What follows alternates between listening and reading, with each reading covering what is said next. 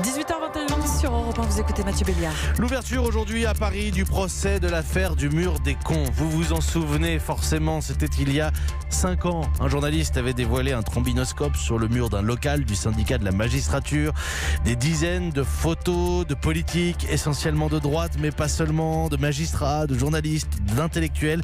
Et à côté de ces photos était écrit « Avant d'ajouter un con, vérifiez qu'il n'y ait pas déjà ». Ça avait fait un tollé. Vous vous en souvenez forcément. Bonsoir Chloé Triomphe. Bonsoir. Vous êtes au tribunal correctionnel de Paris.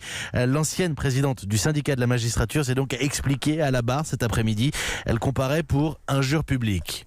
Oui, l'ancienne présidente du syndicat qui semble aujourd'hui assez seule quand même à porter la responsabilité de cet affichage collectif a rappelé plusieurs choses. D'abord, elle n'était présidente que depuis quelques mois lorsque ce mur des cons a été révélé au grand public et ça faisait plusieurs années que les membres précédents l'alimentaient en punaisant ici ou là au gré des exaspérations la photo d'un homme politique ou d'un journaliste et de bien d'autres, vous l'avez dit. Donc Françoise Martre a expliqué qu'elle n'a pas vraiment vu qui affichait quoi, comment et pourquoi. Et puis, surtout, elle a rappelé que ce mur des cons n'avait aucune vocation à être rendu public.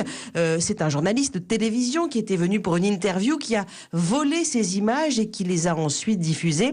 Et enfin, Françoise Martre a réaffirmé qu'il ne s'agissait pas d'une expression syndicale, mais d'un conglomérat d'initiatives individuelles. Un exutoire, c'est le mot fort qu'elle a utilisé en réaction aux attaques violentes dont les magistrats faisaient l'objet de la part de la classe politique à l'époque. Je vous en donne quelques-unes. Les juges vont payer, ou alors on n'est pas du côté des assassins.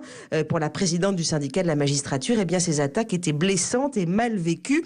En fait, le seul regret, le seul mot d'excuse aujourd'hui qu'elle a formulé, c'est envers les 2 parents de victimes qui figuraient sur ce mur, dont le général Schmitt, présent dans la salle.